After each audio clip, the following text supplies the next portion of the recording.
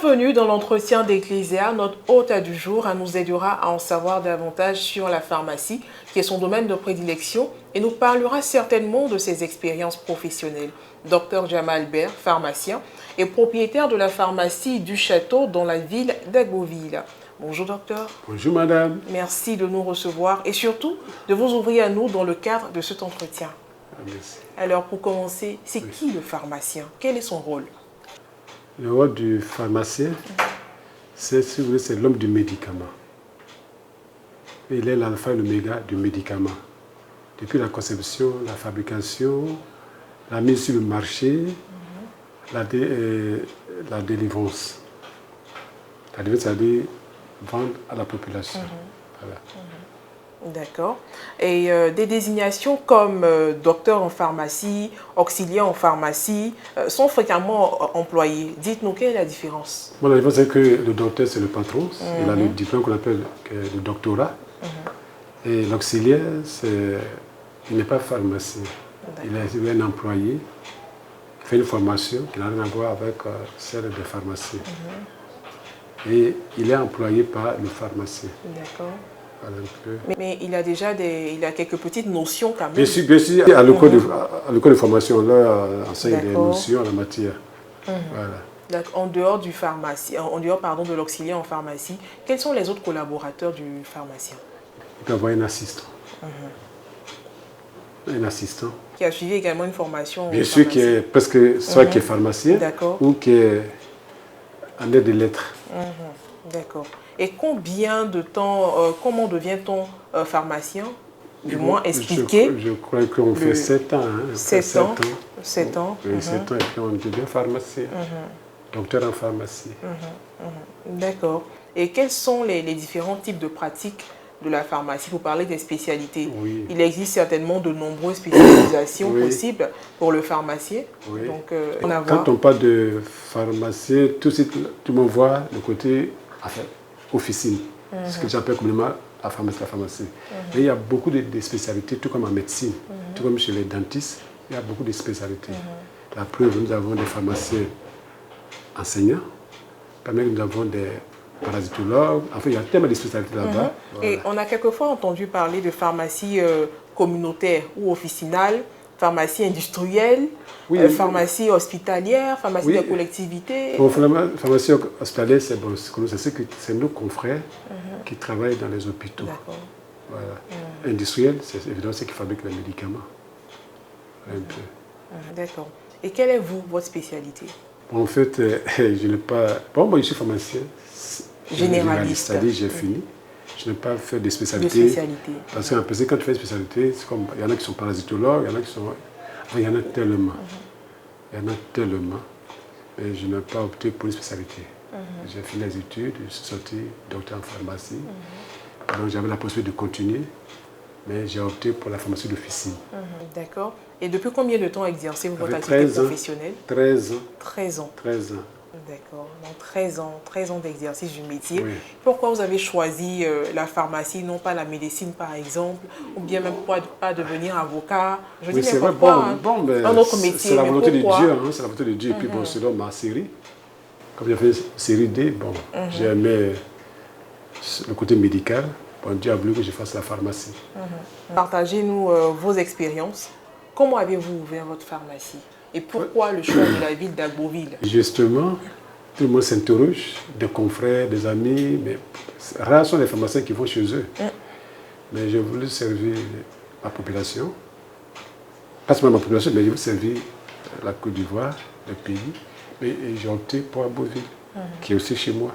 Une manière d'être encore plus proche de la population et leur expliquer le bien fondé de ce qu'est la pharmacie, les médicaments qu'on trouve en officine et non pas au marché. Comment vous avez ouvert votre pharmacie? Bon, c'est pas... Comme on le dit très souvent, les débuts ne sont pas faciles, s'installer, non, tout ça. Non, Comment vous avez fait? Bon, je ne sais plus si c'est la même donnée, mais c'est moi qui ai choisi Agboville. J'ai fait la demande, j'ai déposé un bon du forme, et puis il y a une commission qui a siégé et qui a trouvé utile que l'endroit que j'avais choisi méritait d'avoir une officine pharmacie. Ah, ça, c'est la procédure. Ça, c'est la procédure. Sinon, on ne se lève pas comme ça, dit bon, je vais ouvrir ma pharmacie dans votre village, ou bien à Tengelat. Voilà. Et chaque pharmacien a droit à une seule pharmacie. Que tu sois aux États-Unis, que tu sois à Abidjan, que tu sois au Burkina, au Mali, une seule pharmacie. D'accord. Ce qui voudrait dire qu'on ne peut pas retrouver la pharmacie du château à Abidjan. Hein, non. qui appartient aux mêmes pharmaciens. Non. C'est pourquoi je dis que tu n'as pas de pharmacie, une pharmacie en Côte d'Ivoire. Et puis au même moment, avant qu'on ait une pharmacie, par exemple aux États-Unis, au Burkina, au Mali, ou bien en Inde, non. D'accord. Et une seule pharmacie. Et est-ce que Maintenant, si tu es dans les villes comme nous, qui sommes à l'intérieur, si tu veux, tu peux ouvrir des dépôts de pharmacie. Un dépôt de pharmacie. Tu peux ouvrir des dépôts de pharmacie. Des dépôts de pharmacie dans d'autres villes. Non, dans des villages pour approcher les médicaments de la population. Figurez-vous, par exemple, nous, ici, nos villages sont beaucoup éloignés d'Agboville. Quelqu'un qui est peut-être à 10 km d'Agboville, si on lui donne une ordonnance, c'est dans la nuit, je ne vois pas un véhicule qui est prêt à l'amener jusqu'à Agboville, alors qu'il y a une urgence. Dès que vous venez en officier de l'hôpital, il y a une urgence. D'accord. On y vient qu'il y a une urgence. Voilà. Donc, celui qui veut, le pharmacien qui est à l'intérieur, qui veut, peut rapprocher les médicaments de la population en créant ce qu'on appelle les dépôts de pharmacie. Voilà, parmi mes employés, beaucoup sont dans les dépôts. Docteur, permettez que nous revenions un peu à la genèse. Après avoir obtenu le diplôme de pharmacien, il y a certainement quelque chose qu'on fait avant de pouvoir... Il y a un ordre qui existe, l'ordre des pharmaciens qui existe et tout ça. Expliquez-nous un peu. Bon, comment les choses se passent. Pour qu'on puisse s'installer ou... Oui, parce qu'après avoir obtenu le diplôme, après avoir obtenu le diplôme, bon, tu peux aller à la fonction publique, comme tu peux aussi aller au privé. C'est-à-dire que tu peux aller travailler dans une pharmacie, dans une officine, dans un laboratoire. Et puis, si l'installation t'intéresse, alors vous faites la demande. Adressée à qui? Aujourd'hui, on appelle ça à la DPR. Et il y a une commission qui siège, une commission qui étudie s'il faut oui ou non ouvrir une officine au lieu choisi par le pharmacien. Voilà un peu comment ça se fait. Une fois que c'est fait, on peut s'installer. Quand la commission accepte, alors elle valide. Puis bon, on veut peut-être autoriser à ouvrir votre officine au lieu choisi. Et au sein de la localité, il n'y a pas de démarche à faire auprès des autorités, par exemple, pour s'installer? Aussi bien, puisqu'il faut un espace, il faut un terrain. Le terrain, il faut l'acquérir. Il faut faire des démarches auprès de la mairie, auprès du ministère de la Construction, etc. Et puis, quand vous avez les papiers en bonne due forme, vous commencez les travaux. Ça dépend, soit vous construisez, soit vous aménagez. C'est-à-dire, si peut-être il y a déjà un bâtiment, et puis bon, de la location. Puis vous arrangez, voyez, selon votre goût. On a un peu ça. Vous, dans votre cas, ça n'a pas été difficile concernant les moyens financiers pour s'installer, comme on le dit, oui, tout mais début là, il faut est dire difficile, que... moi, je suis enfant, comment avez-vous fait? Nous sommes enfants de pauvres. Mais je voulais quand même dire merci au syndicat, à l'ex-syndicat, dirigé par Mme Komla Christine, la pharmacie de la Rivière 2. À Abidjan? Oui, à Abidjan, évidemment, Abidjan, à Cocody, qui nous a beaucoup aidés. C'est-à-dire notre promotion. Le syndicat s'est porté garant auprès de l'ex-BRS, aujourd'hui devenu Orabank, qui nous a financé sans apport initial. Si vous demandez 25 millions, 30 ou 100 millions, on vous le donne. Grâce à cette dame. Oui, voilà, grâce au syndicat. Grâce au syndicat. Et là, vraiment, je lui dis beaucoup merci à elle et à son équipe. Très bien. Quelle est l'activité principale d'une pharmacie en général? L'activité principale. Nous sommes des commerçants. Ce n'est pas les commerçants qu'on connaissait, c'est des commerçants bien organisés. Et donc, c'est l'achat et la vente du médicament. Activité principale. Et comment bien organiser sa pharmacie, docteur? Parce qu'on retrouve plusieurs rayons dans une pharmacie. On ne va pas venir placer des produits n'importe comment. Les produits sont... Un docteur en pharmacie qui a 13 années d'expérience, quand même, on peut bénéficier de... Oui, mais ces expériences, il faut dire que je dois ces expériences d'abord à nos maîtres, nos professeurs d'université qui nous ont formés, et que je rends hommage, je dis merci à tous nos maîtres, nos chers maîtres, aussi à tous les confrères qui m'ont accepté dans leur pharmacie, dans l'officine, pour apprendre le b.a.-ba, pour voir comment ça fonctionne. Et je pense que je ne sais pas, mais... Donc vous avez eu à faire des stages?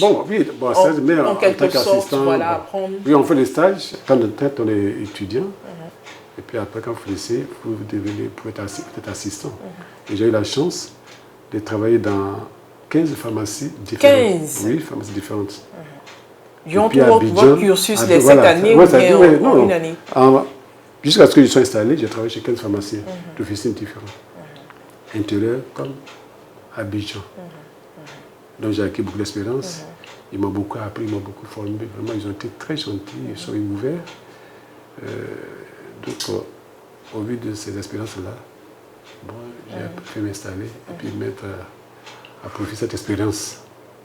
C'est cette expérience qui a donné le résultat que vous voyez et qui a permis que Ecclesia se déplace jusqu'ici. Très bien, docteur. Parlons donc de l'organisation des rayons au sein de pharmacie. Des rayons, bon, cela dépend un peu des officines, mais ici, chez moi, par exemple, les produits sont rangés par forme. C'est-à-dire qu'il y a les comprimés, il y a les injections, ce que j'appelle habituellement injection, les injectables, il y a le frigo. Bon, les produits sont rangés par forme et par ordre alphabétique. Ah. Voilà. Ça veut dire que quand l'ordre s'est donné au vendeur, il faut que tout ce le vendeur se dirige à un endroit X, un endroit 1. C'est que c'est là-bas, c'est tout le produit. Il ne sait même pas maintenant chercher le produit. Non, non. Sauf s'il est stagiaire, il ne sait pas bien l'emplacement des produits. Alors, mais une fois que tu es dedans, tu sais plus ou moins voilà, l'emplacement des produits. Voilà un peu cette organisation. Autre curiosité, où et comment le pharmacien se produit-il ces produits? Oui, nos grossistes. Et chaque pharmacien d'officine a son grossiste principal. Voilà. Donc le même grossiste qui fournit tous les médicaments ou bien pour certains non, ça dépend des produits. Il peut ne pas avoir le produit demandé. Comme vous pouvez demander une quantité X, il n'a pas le X, il a X moins. Donc peut-être qu'il y a 2 qui manquent, tu peux prendre les 2 autres chez l'autre. Ou bien tu vois que peut-être que ce produit X, on le vend moins cher, entre guillemets, chez un autre. Bon, tu veux pas. Ça dépend quoi, ça dépend du pharmacien, de ses liens avec le grossiste. Voilà, ça. Très bien. Mais est-ce qu'il vous arrive quelquefois d'effectuer des voyages, aller à l'extérieur et ramener vous-même les produits? Mais c'est toujours par intermédiaire. Non. Bon, d'autres peuvent le faire. Moi, c'est vrai qu'en toute médecine, nous voyageons, mais je ne le fais pas. Bien. Parlons de la pharmacie du château. Oui. Présentez-nous votre officine. En disant depuis quelle année elle a été créée. La pharmacie du château a été, il y a 13 ans que nous existons. 13 ans. Elle est située à Beauville, au carrefour du Bonheur, le carrefour le plus animé au niveau de Beauville. Donc elle a 13 ans. Et nous travaillons avec des collaborateurs. Avec combien de personnes travaillez-vous? Au total, nous sommes 28. 28. Pas seulement ça dit tout le personnel, y compris moi. Oui. Et ceux qui sont dans les dépôts, nous sommes 28. Au départ, la pharmacie n'avait pas de dépôt. Hein. Non, c'était que la pharmacie du château. Et puis, on dit qu'il y a eu des évolutions. Selon les besoins des villages. Et bien souvent, ils viennent me voir. Tu peux venir ouvrir un petit dépôt. À la demande de la population. population. Selon la population, voilà. Et quand je vois qu'il y a déjà, si un confrère a déjà son dépôt, bon, je m'abstiens, je dis non, mais il ne peut pas aller.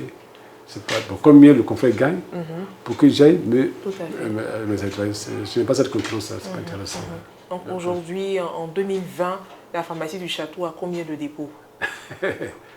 Bon, ça c'est un peu confidentiel. Juste un chiffre. Hein. Un chiffre? Oui. On ne va pas citer. Je n'ai pas caché. Voilà. Un chiffre. Bon, elle a au moins 5 à 6 dépôts. Au moins, la modestie. Hein. Au moins 57 dépôts. Ouais. Non, je ne sais pas 57, j'ai au moins 5 à 6 dépôts. 5 à 6 dépôts, mais certainement que c'est une prophétie 57. Bon, peut-être un peu partout dans... Non, mais pour être sérieux, j'ai 13. Si j'ai 28 employés, bon, j'ai 13. Et ce sont ces mêmes employés qui travaillent dans les dépôts? Non, ce n'est pas la même. D'accord. Il y a ceux qui sont dans la pharmacie. De façon permanente. Mais il y en a qui font la navette quand même? Non, ceux qui font la navette, c'est ceux qui sont dans le dépôt.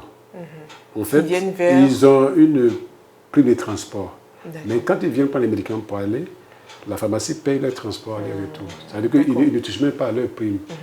Et pour les motiver encore plus, ceux qui sont dans le dépôt, la pharmacie paye leur loyer, paye leur courant et leur offre un ventilateur dans les chambres. Juste pour les motiver. En fait, quand même le minimum. Hein. Voilà, c'est un peu le petit avantage qu'ils ont dans les dépôts. Parce qu'on peut dire que là-bas, ils font tout, quoi. Et puis, ça veut dire qu'à tout moment, on les réveille. À minuit, 1h du matin, voilà. Ils n'ont pas donc, ils font des gardes enchaînés. Bon, voilà, entre guillemets, voilà. C'est-à-dire qu'ils ferment comme ici. Maintenant, quand on a besoin d'eux, on va taper. Tout à fait. Et puis, ils viennent ouvrir. Bien, docteur. Alors, comment fonctionne, votre pharmacie? Disons, la pharmacie du château, comment elle fonctionne? Elle fonctionne comme toute autre pharmacie. Elle ouvre à quelle heure? Oui, Elle ferme à quelle heure? Les gardes, en général, comment ça se passe? Bon, ici, comme toute pharmacie, comme c'est d'Abidjan partout, nous ouvrons à 7h30. En concernant la Beauville, hein, on ferme à 12h30. On n'est pas à 14h30, on ferme à 19h. Maintenant, quand tu as des gardes, tu ouvres 24/24. Du samedi à l'autre samedi matin. Et à Beauville, ici, nous avons décidé que quand tu n'es pas des gardes, le samedi, tu n'ouvres pas. Ah. Donc, ça veut dire que nous travaillons du lundi au vendredi. Parce qu'il n'y a pas de garde. Voilà. Et puis, la pharmacie qui est des gardes commence le samedi matin à 7h30. Les autres ferment. Si lundi est férié, les autres ferment. Seuls les pharmacies, à Beauville, nous sommes deux par jour. C'est les deux pharmacies des gardes qui travaillent 24/24. Il n'y a pas de palabres, il n'y a pas d'histoire. Ça permet d'abord aux employés de se reposer, les pharmaciens aussi de se reposer. Voilà comment nous fonctionnons à Beauville. Mais est-ce que le pharmacien fait les gardes aussi? Oui, les auxiliaires? Mais regardez mon matelas. D'accord. Regardez mon matelas. Ok. Non, je dors ici, j'ai fait avec eux. C'est des êtres humains, moi aussi c'est un être humain. En fait, il y a rien que moi je suis pharmacien. Est-ce que vous savez que c'est moi le pharmacien? Si on ne vous a pas dit que voici le pharmacien, vous ne savez pas que c'est moi. Vous ne savez pas que c'est moi le pharmacien. Donc il y a rien qui dit que je suis pharmacien. Donc je fais partie du personnel, donc je suis un employé comme tout autre. Et cela nous amène à vous poser la question de savoir quel genre de patron êtes-vous? Modeste. Simple. Bon. Moi, je ne veux pas me juger, mais retenez que... Mais vous avez une idée de ce que mais vous voyez, quand vous regardez un peu, oui, je vais vers les gens. C'est ce que mes parents m'ont enseigné. Je suis humble, je suis simple. Tout le monde le dira à Beauville ici. Très bien, on va encore développer. Oui. Parlez-nous de cérémonie de distinction que vous avez organisée. C'est la 12e édition. Bien sûr, 12e édition. Expliquez-nous ce que cette cérémonie représente. Voyez, moi, chez moi ici, au château, enfin, pharmacie du château, il n'y a pas de meilleur employé. Tout le monde est bon. Je ne sais pas sur quoi il y a me baser pour dire, toi ou vous, tu es le meilleur par rapport à l'autre. Non, ce n'est pas un concours. C'est un concours. On peut dire, bon, le lycée 1 a gagné, est meilleur. Mais ils font tous le même travail. Chez moi, il n'y a pas caissier spécialisé, donc tout le monde fait le même travail. Si le caissier est permissionnaire, ou bien s'il est en congé, la pharmacie est bloquée, donc tout le monde fait la même chose. Chez moi, tout le monde est meilleur. Tout le monde a les mêmes compétences. La même chose. Avant le château, nous sommes tous meilleurs. Donc chez moi, tout le monde est meilleur. Donc vous voyez, les cadeaux, je n'ai pas fait selon... Non, toi, non. Ils ont tous reçu le même cadeau. Mais la différence, c'est que, bon, quand même, les anciens ont eu un petit bonus, c'est tout. Même une ancienneté de combien d'années? 10 ans? Oui, c'est qui ont... Avec les anciens, donc j'ai pris les 10 premiers anciens. Donc ils ont eu un cadeau de plus, qui était le congélateur. Voilà. Mais même la stagiaire a eu le même cadeau que les titulaires. Parce que la différence, c'est que, bon, elle n'est pas titulaire. Mais elle est payée comme elle reçoit quelque chose.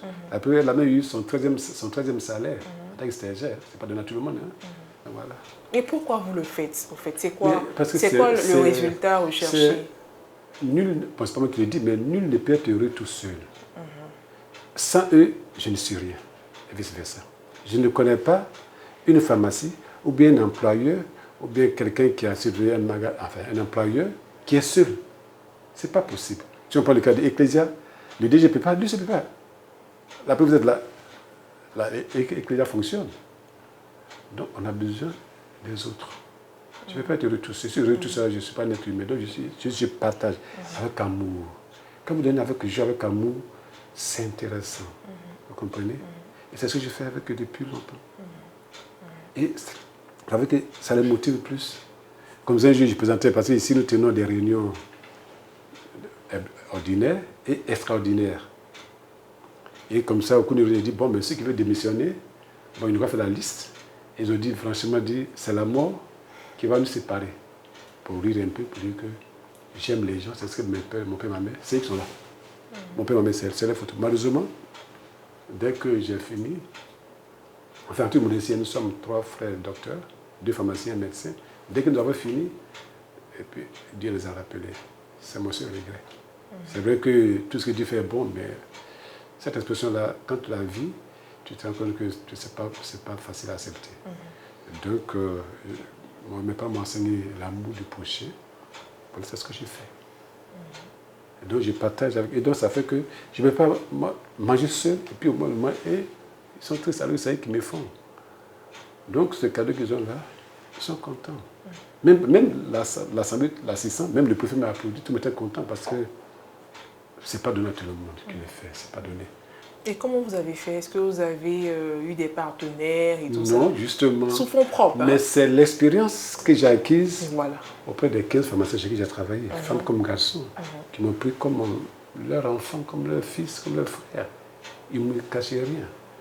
Donc, c'est cette expérience-là que j'ai réunie pour former ma propre expérience. Voilà.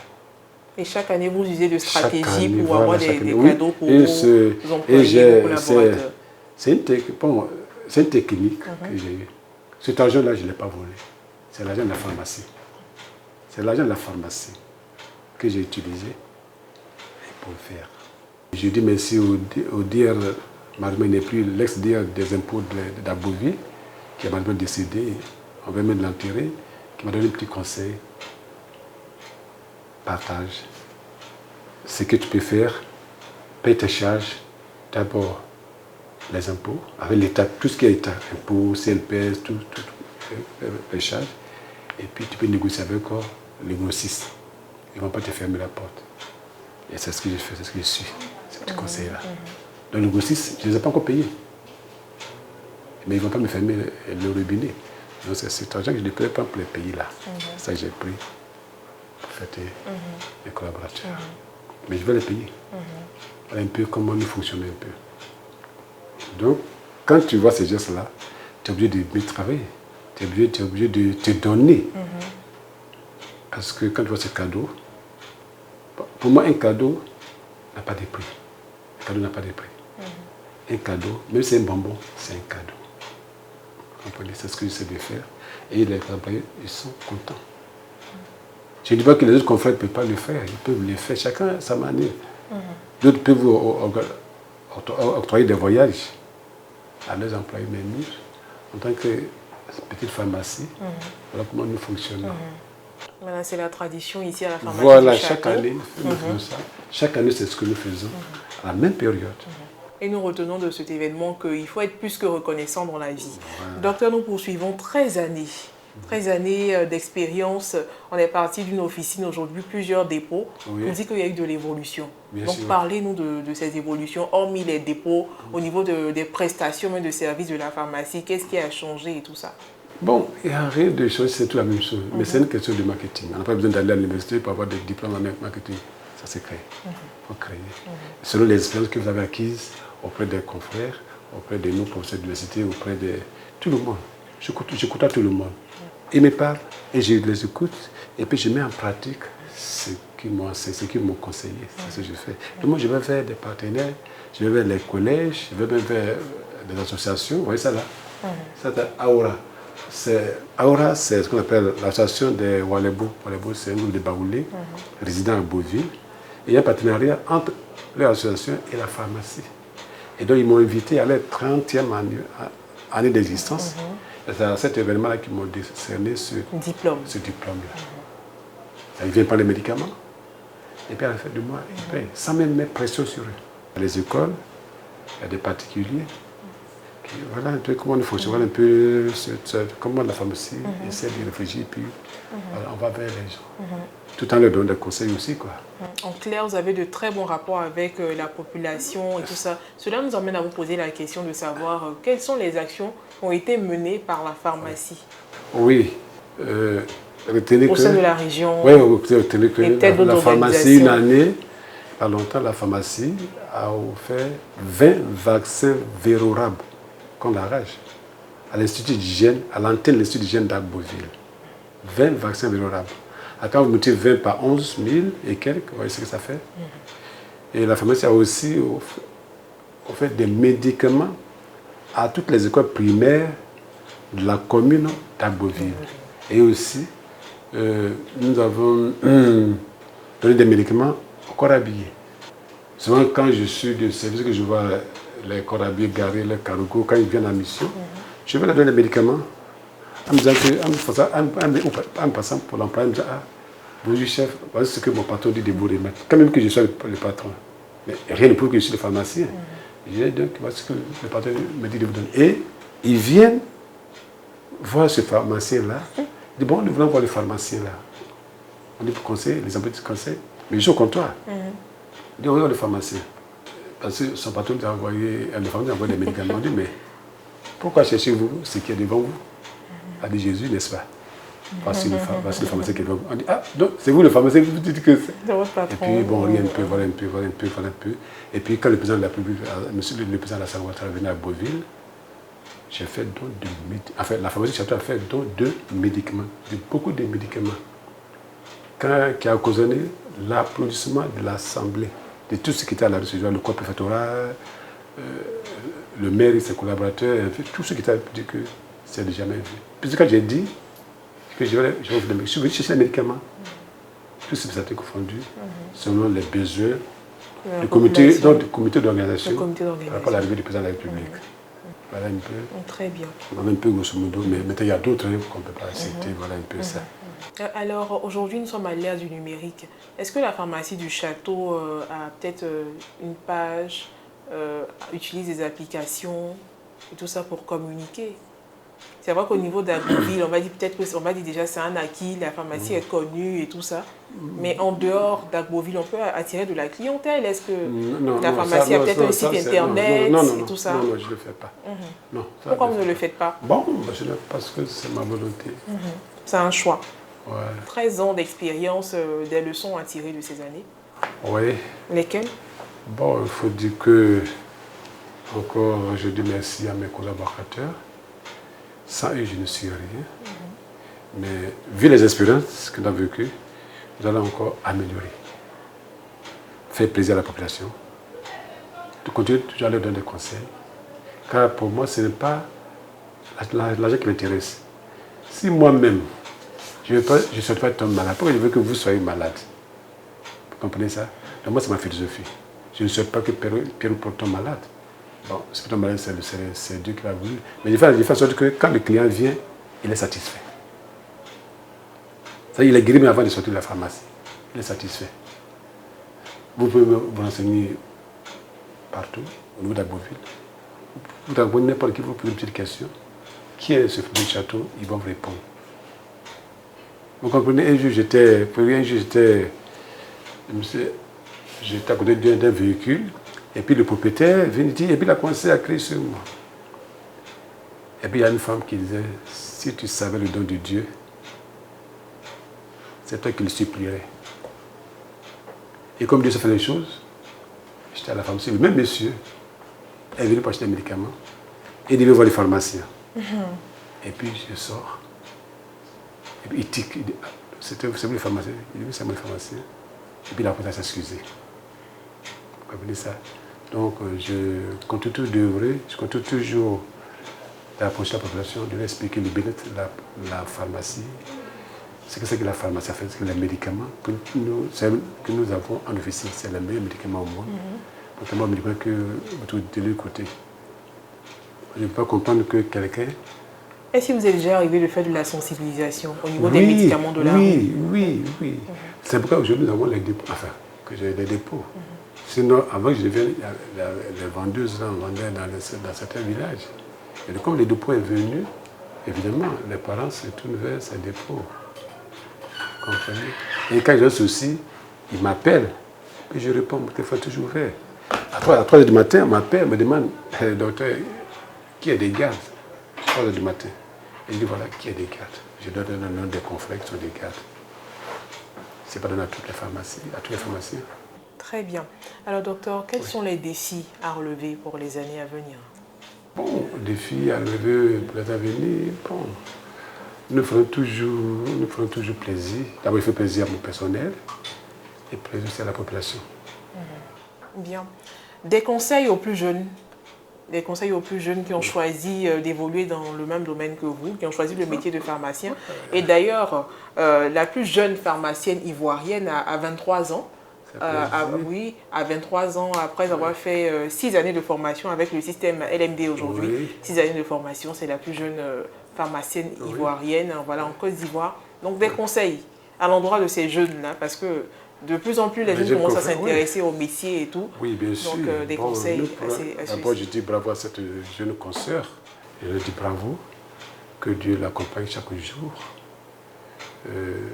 Quant aux jeunes, je leur dis, comme les aînés me l'ont dit, je leur conseille, je leur dis de faire attention, d'aimer la profession, et d'oublier le côté argent, mais plutôt le côté santé publique. Voilà. Il ne faut pas aller avant parce qu'on avait d'y aller. Mais quand tu y vas, tu dois aimer la profession. Parce que mon père me disait, mon fils, il y a deux choses qu'il ne faut pas rater dans la vie. Le choix de ta profession et le choix de ta partenaire ou de ton partenaire. Si tu as raté ces deux choses-là, mon fils, tu es mort. Donc je lui souhaite de bonnes chances. Mais ne pas forcément que le côté officine. Tellement de débouchés. Tellement de débouchés.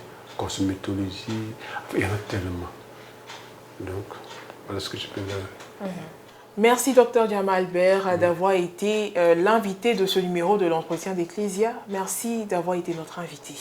Merci. Quant à vous, chers téléspectateurs, vous le savez, vous êtes sur Ecclesia TV, 24 heures sur 24, 7 jours sur 7, nous sommes toujours prêts à vous servir. Nous vous disons à bientôt pour un autre numéro de l'entretien d'Ecclesia.